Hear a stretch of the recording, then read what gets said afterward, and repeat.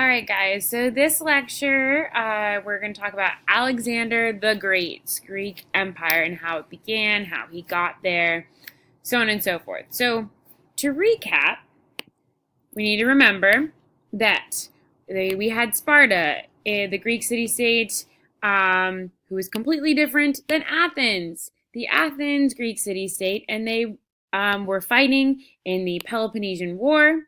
And Peloponnesian War was Sparta versus Athens and their allies.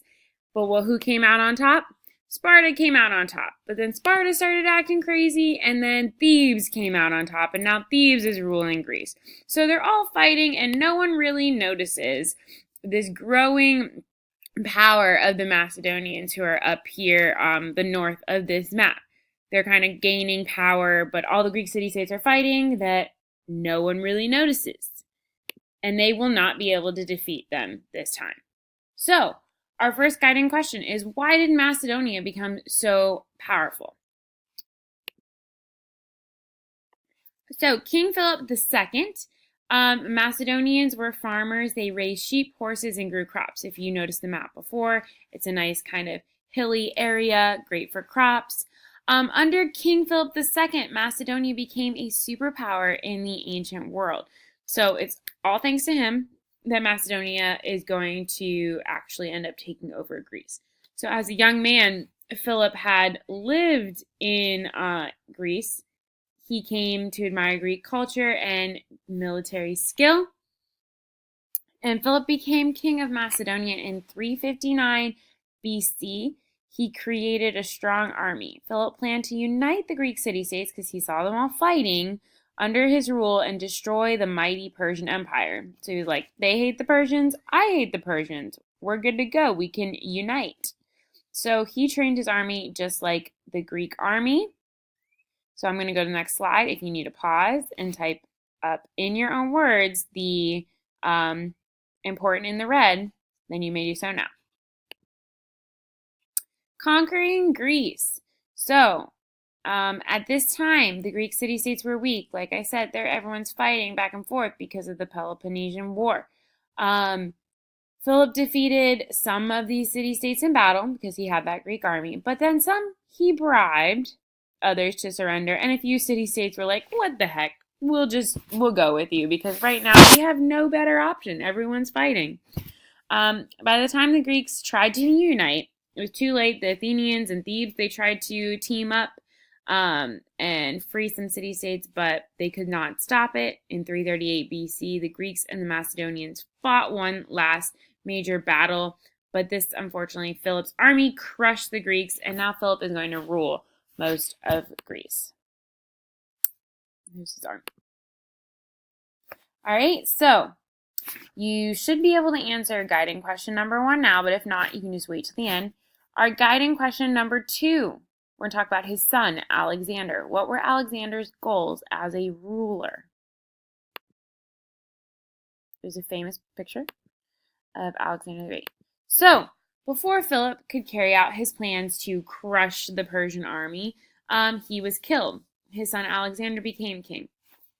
Alexander was only 20 when he became ruler of Macedonia and Greece. Now, 20 is not that old. Like, 20 is almost still a kid. But anyways, Philip had carefully prepared his son for the job because at 16, Alexander was serving as a commander in the Macedonian army, and he quickly won the respect of his soldiers. So everyone really liked him. They're like, okay, you're going to be a great king. They admired him for his bravery and military skills. And after Philip's death, Alexander was ready to fulfill his father's dream of crushing the Persian Empire. So here's like a quick little gonna preview what happens. So this is where Macedonia starts off, and this is Alexander's journey through the Persian Empire to take over the Persian Empire. Lots of land. So we're gonna start out with his first major victory. Let's see. In the spring of 334 BC, Alexander's goal to defeat the Persians, one of the strongest armies in the world, and they fought at that battle of Granicus. So that is right there. Granicus, right on the Asia Minor, right as you get on that. So, is what is today northwestern Turkey. In that battle, Alexander's cavalry crushed the Persian forces, and Alexander's forces continued to march across Asia Minor, and they freed the Greek city-states that had been under Persian rule. All right, so moving on. He's marching on, and he's marching down to Egypt in 331 BC. Alexander built a new city in Egypt and named it Alexandria after himself. As the center of business and trade, Alexandria became one of the most important cities of the ancient world. Alexandria is wonderful. There was a lighthouse, there was a library, beautiful, beautiful city. Eventually, it will burn down, but not right now. Then in 331 BC, Alexander's army headed back north and invaded Mesopotamia area. So this is where the rest of the Persian Empire is. So now Alexander has control of the Greek Empire and the Persian Empire. And so all of that now is under Alexander the Great's own empire. After he conquered Persia, Alexander did not stop. He kept going. So in 327 BC, he kept marching all the way to northwest India.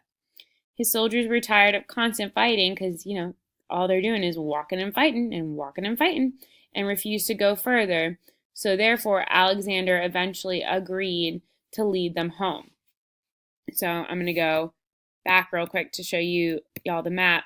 So literally, this is as soon as Alexander became king. He starts marching, goes down to Egypt, conquers the Nile River Delta, comes up, conquers Mesopotamia. Then he goes all the way around and he conquers what is modern day like Iraq and Iran. And then he goes over, this is northwest India at this time. This is the Indus River. So he is conquering this area all the way up into the stands, Kyrgyzstan, the stands that we know it as today. So then finally he and his troops are going to want to turn around. So in 323 BC, Alexander returned to Babylon, one of the Persian cities now under his control. So Babylon, we remember, is in Mesopotamia. The hardships of the journey had wrecked his health. Basically, he has wounds. He's worn out by a fever. He's going to die. He was only 32 years old. And he spent those 12 years as king walking and fighting. So go back and see if you can answer the guided question. So what were Alexander's goals as a ruler? And King Philip II's question is going to be, why did Macedonia, this area right here, become so powerful? So why did Macedonia become so powerful? And what were Alexander's goals as a ruler? All right, I will see you next time on your video flipped video lessons.